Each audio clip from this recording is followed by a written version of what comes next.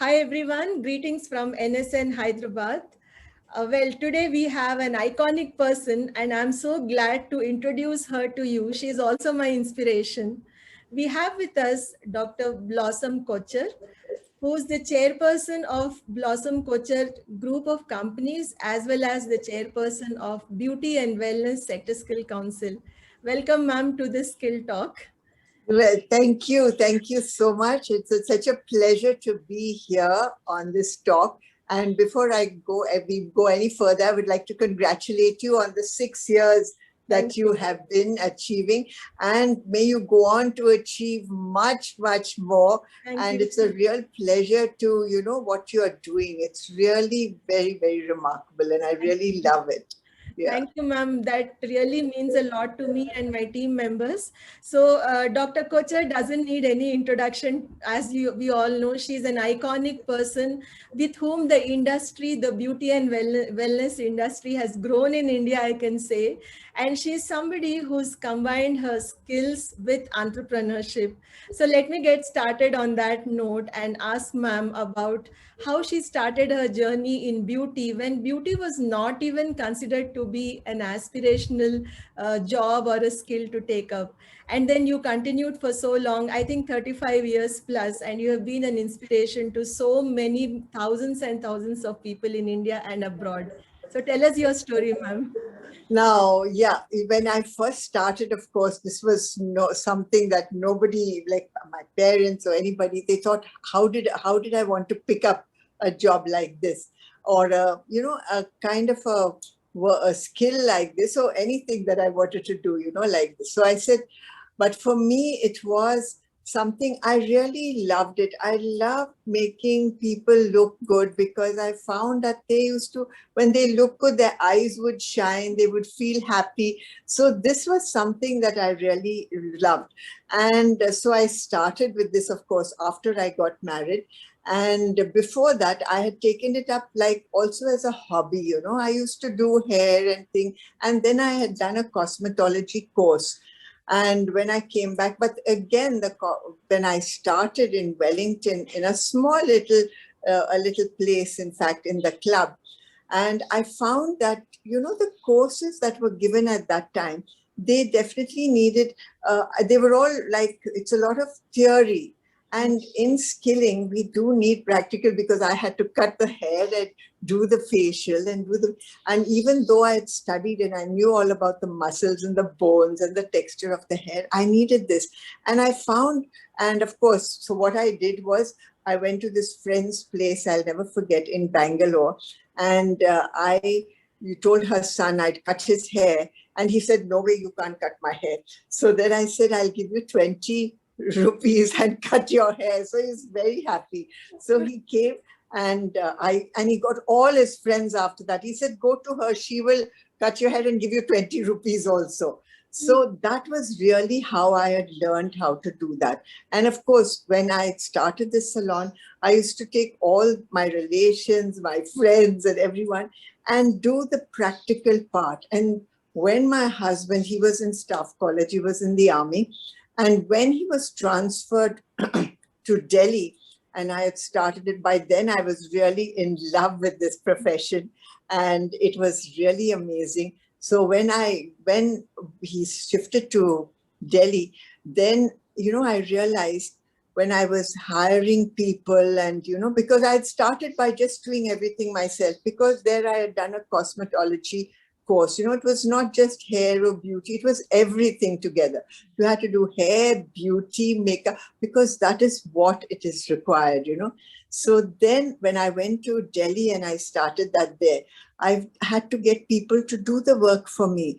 So we had to train them. So I had to train them. And then I discovered that, certain things we had to get, it was a skill. And for the skill, we had to train people.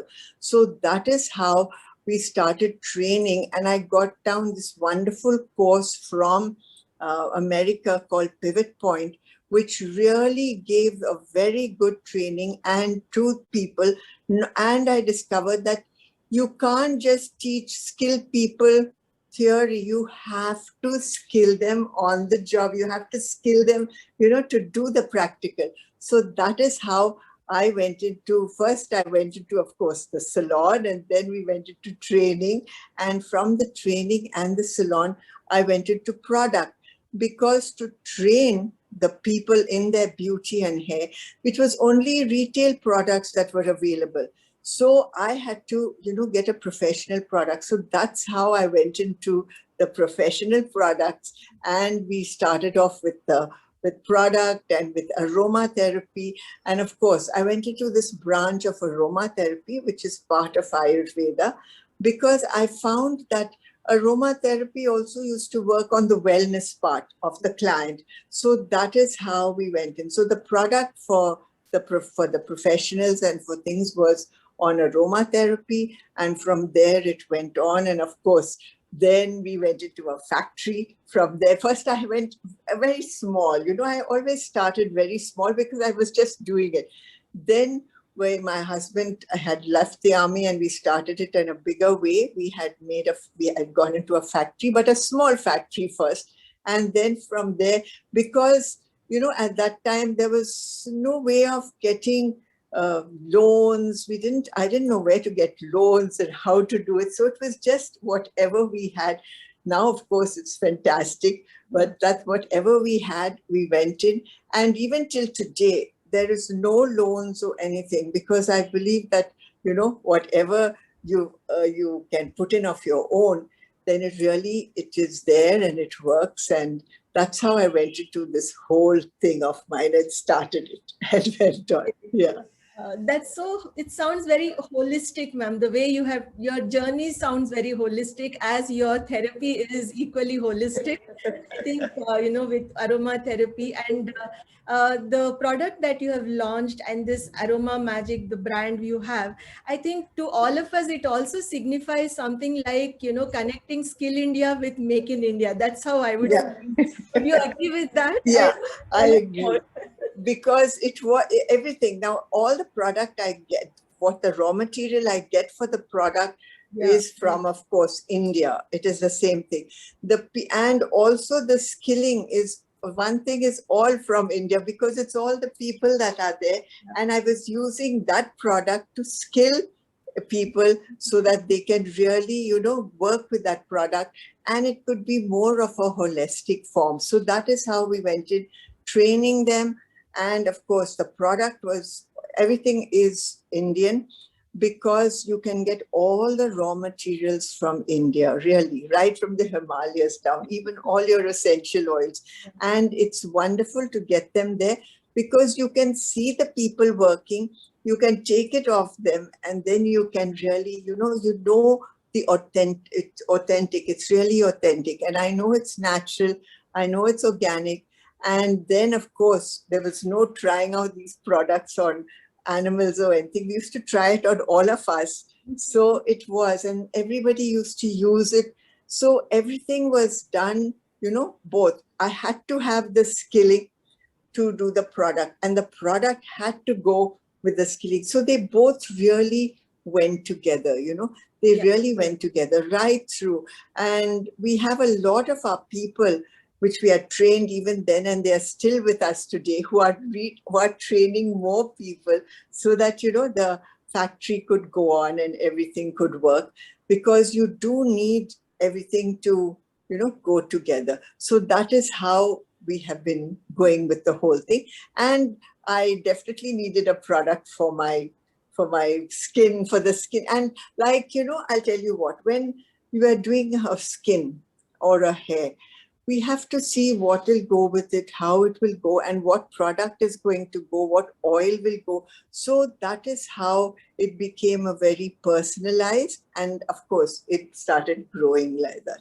That's how it grew. This is so interesting. Also, I think from the perspective of industry-aligned training, which you would be offering, and also industry-driven skilling, as we say, this is a live example. I'm sure many can learn from here about how you're using your own trainees, perhaps employing them, and also retaining them for so long, which is definitely a wonderful thing.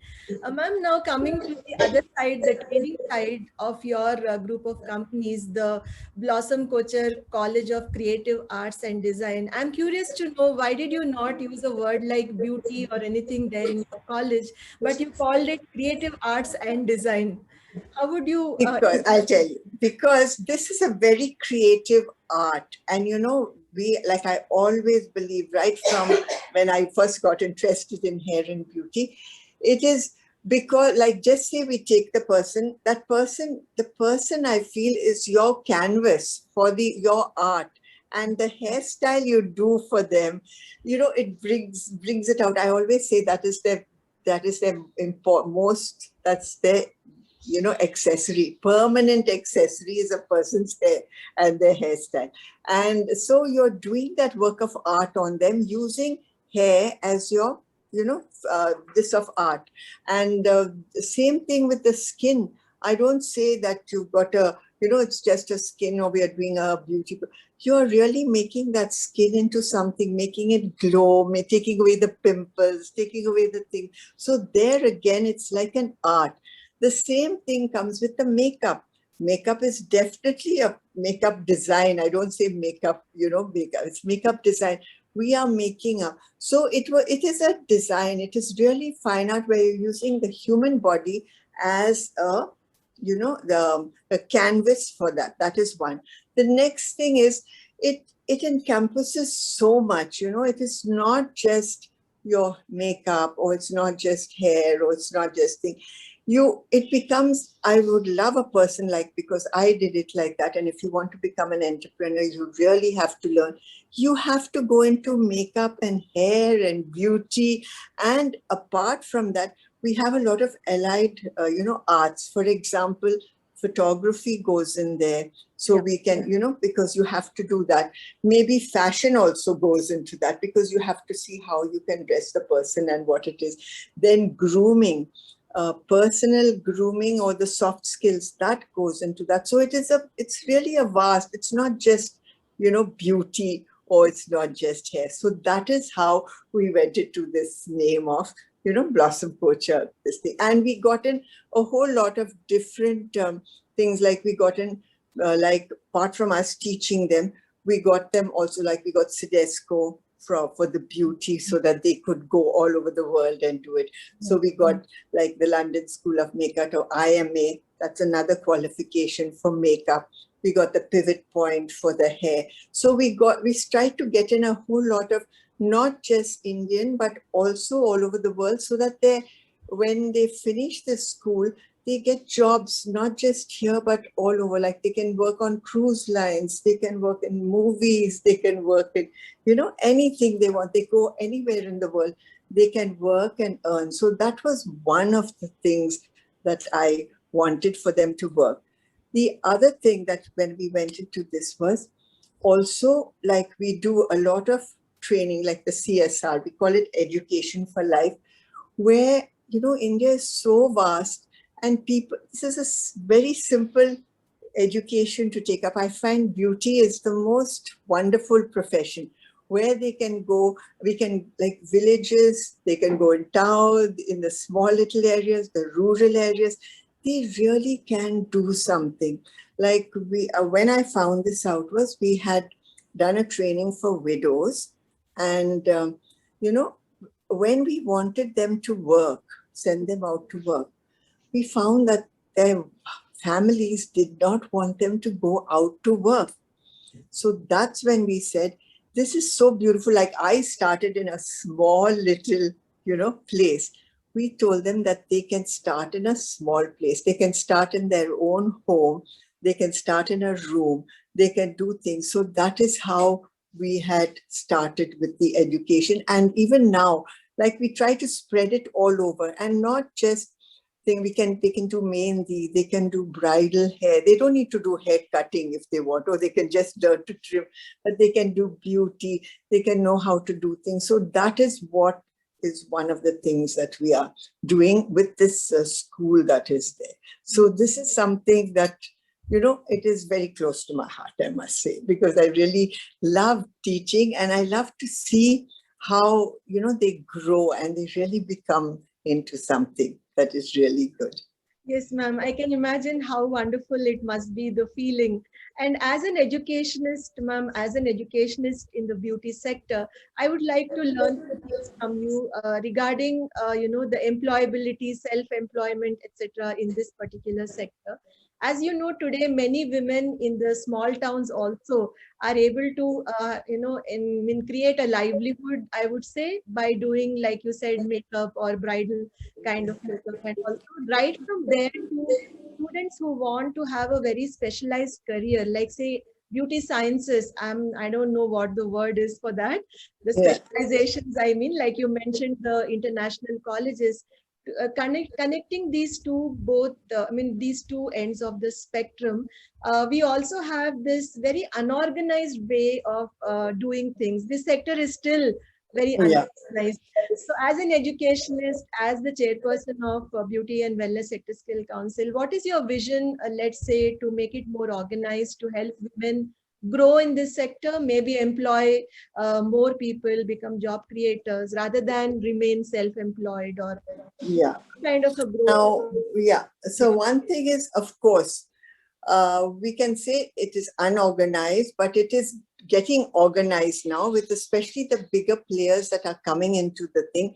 Like they are opening these chain salons, Yeah. and they are opening, like I said, there's a vast field for jobs for people who take it up. Like you can be a makeup artist, and you can be a makeup artist every salon, every place, everything, even where they are demonstrating their makeup, they need a makeup artist. So that is one thing that they can go and they can get employed in. The other, of course, is in the beauty field, and they can get jobs. But the thing is, they have to be trained, and we have to see, and we are training them, and we have to see that when they get trained, they don't just get trained in the theory. We have to see that they get this practical part of it.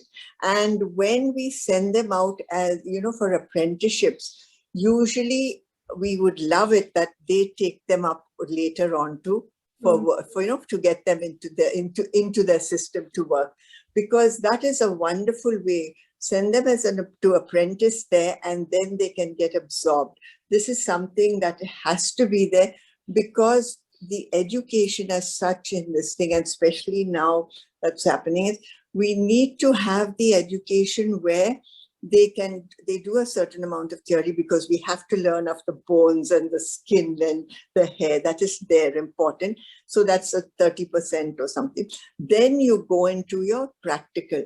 Now, practical is something that you give them in their place, wherever they are learning, but they have to get this feel of working, because you have to work with a client. You have to know how to set things. You have to know the soft skills. You have to know the spoken skills. Everything has to go. So that goes into an apprenticeship. So we really, like what we are doing now in the beauty and wellness also, is sending out these people, trying to get them in. And a lot of salons have come through to take them as apprenticeships. So that is something that is really going to help them. So when they learn, so they can start working also, because jobs are very important. You Yeah. skill them, you must skill them to make them job worthy. Yeah. That I feel is the most important. And that is something that we have to do, skilling them to make them job worthy. And with this thing that's happening now, a lot of these big chain salons were taking them up to do these things, and we were training them. We also get the industry, so we train them according to what the industry wants. That is a very important thing, that is there. Yeah, and also, ma'am, with the coming in of unisex salons and boys and girls, find working in the same place. Like today, we have male hairstylists who, for common people like us, we don't mind getting our hair done by men. Yeah. Similarly, girls are also there in this profession. So you see a lot of inclusion happening in this sector. What are your views about catching people young? Let's say, for example, in schools, having this kind of curriculum, because as you know, NSQF levels, the starting levels are also meant for school students. Yeah. So, what would you want to say? How schools can get started with this? I feel it's the most wonderful idea to get schools started with this. And what is happening now that they're wanting the schools to come in and from this young class, the smaller classes, I think it's wonderful. So, but what I feel is the smaller classes, we need to go into grooming. Firstly, groom them how and give them that feel.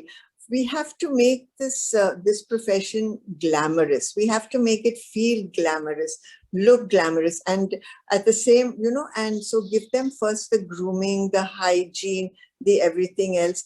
And from there, they go on to going into doing this, going higher and higher. And it is such a beautiful, vast curriculum that we have. We have even body, we have yoga, we have, exercise, we have the whole thing. It's a complete body wellness kind of a thing, beauty and wellness, which is amazing. And I think it's wonderful that they're going in right from there.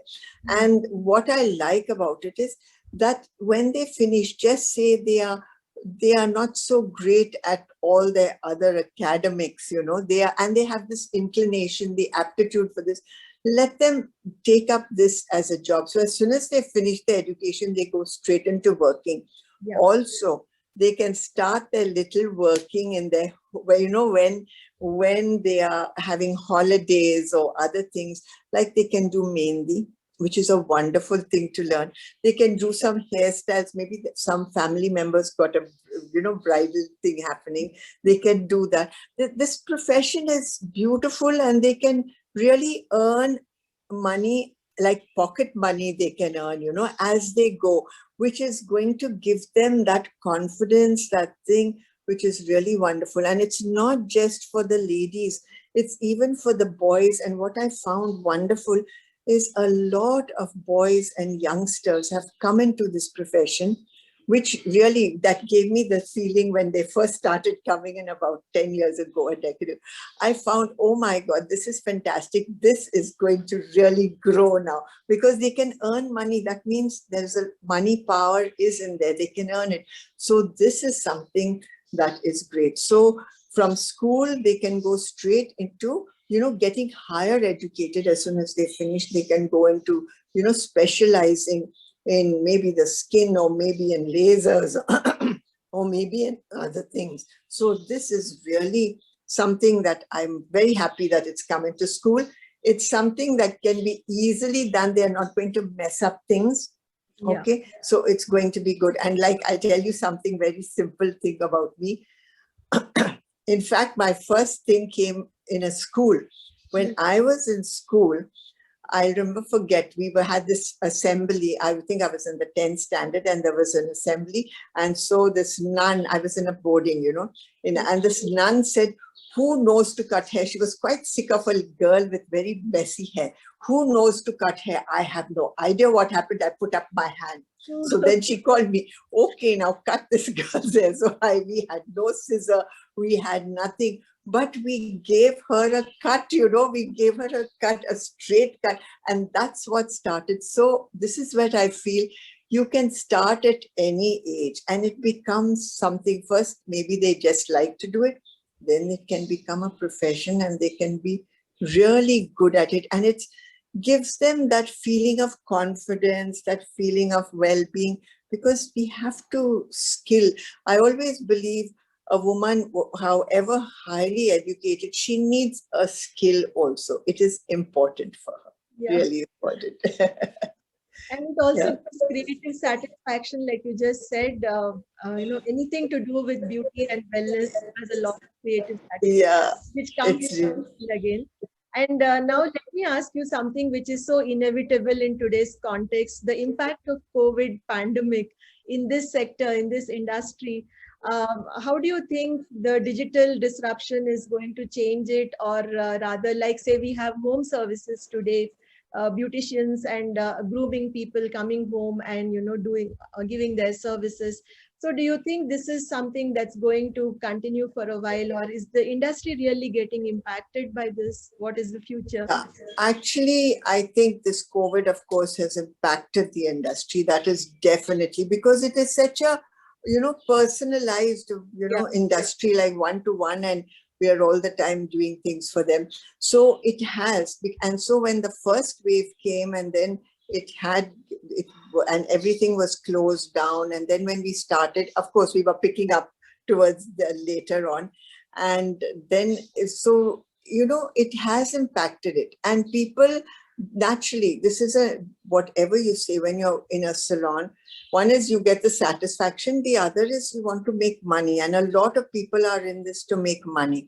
So when you have to make money, if you can't make it from the salon way, like opening a salon, you're going to send your people out because they all have to earn everything they have to earn. I mean, this was really sad. And even now, like, rents have to be paid, the salaries have to be paid, they have to, so they have to really keep them going. And I know it must be really heartbreaking to let your people go and say, we can't. So, and what are they going to do? So a lot of them, since this is a profession that can be done anywhere, you just need a few tools, or you just need something, it is going to be something where they're going to go home and do it. And of course, it's become quite organized also, this going home and doing it, because we have companies that have, that are organizing people to go home and do the thing. But this is definitely something. And I think this was something which started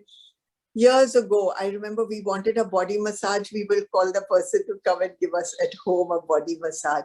And then they'll come and put the mehndi on our hair. And now, of course, with the training, it is there. And I feel training is very important when, even if they go home or they stay here in the salon, training and hygiene, that is a thing.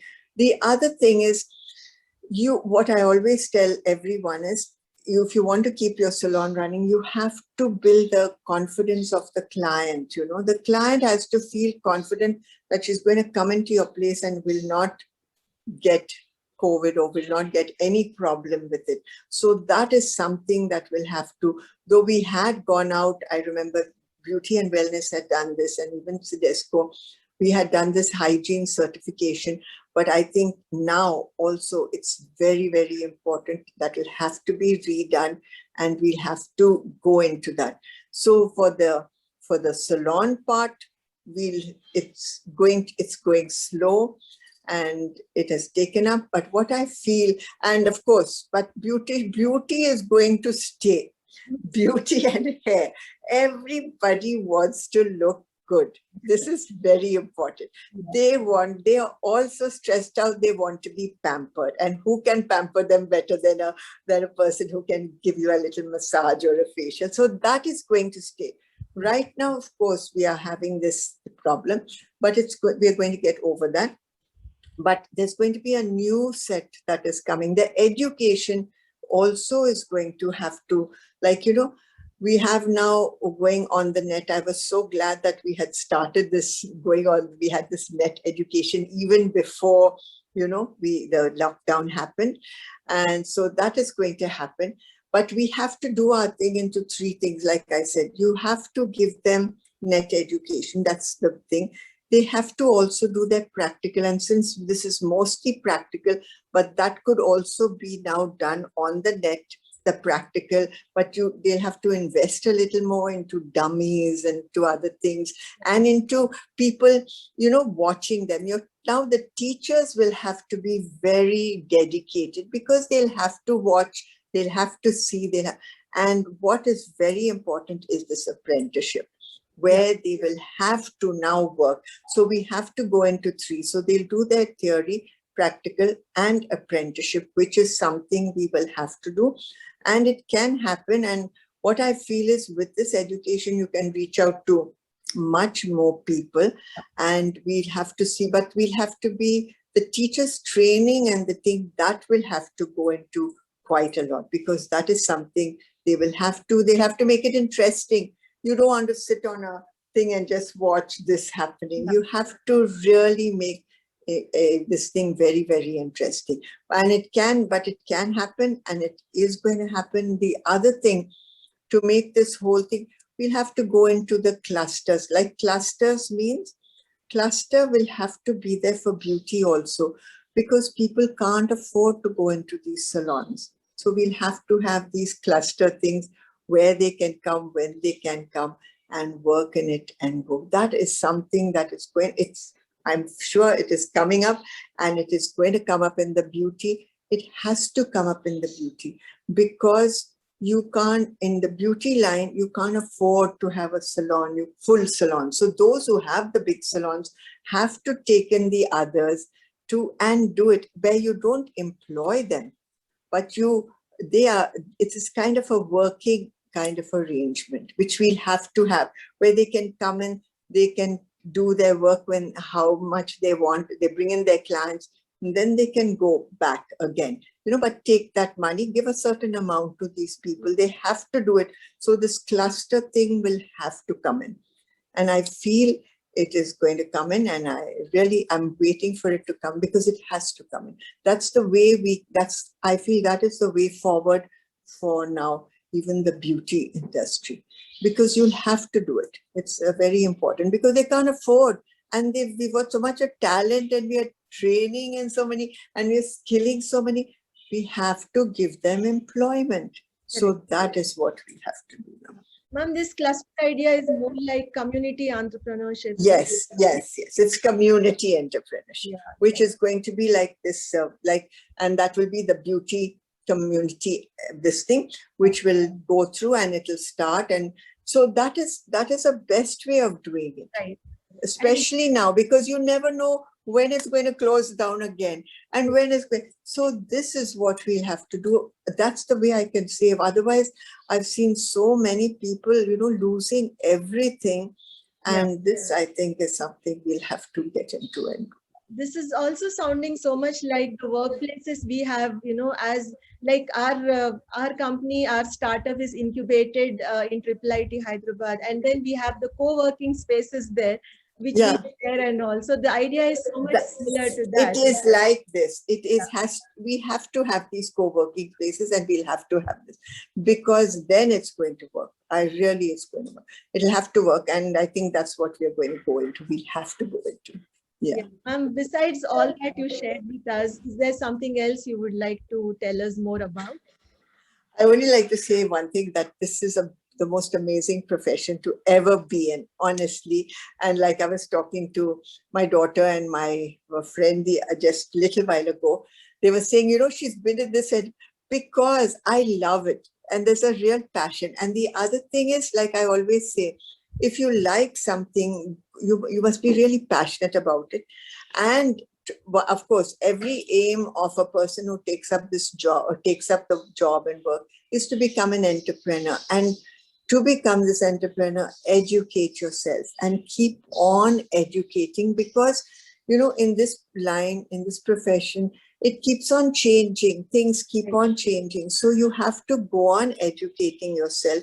And one is educating yourself, having the right attitude.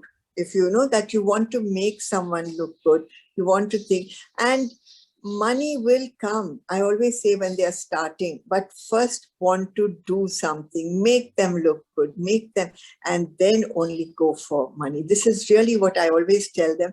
And I think this is really what they should look for. Everybody comes in, we want to make so much money. No, first do it, and you should always, another thing is, whatever you want to go into, whichever skill, whichever thing you want to open, learn about it, learn it yourself, do it, so that, you are really there to do it. Like, I'll never forget, there was a lady who hired hairdressers and beauticians, and she had the biggest, beautiful place and everything else. And do you know that whole group of beauticians and hairdressers left her one day and started their own? She was left. She just couldn't do anything. So that's what I was telling you. You have to learn. So if you know how to do it, you can at least carry on, and get more people and do more things. Because this is a real lovely profession, and I think it's the best profession ever. We can see how much you love this profession, and the message you are conveying to all of us is, do what you love, and then, many ways open up for us. And That's how we grow. So on that note, I wish to thank you, and thank you for emphasizing the need for apprenticeship, online learning, online education in beauty sector. Thanks a lot, ma'am, for sharing It's a your pleasure. Pleasure. Thank you, Madhuri. It was wonderful being here. Bye.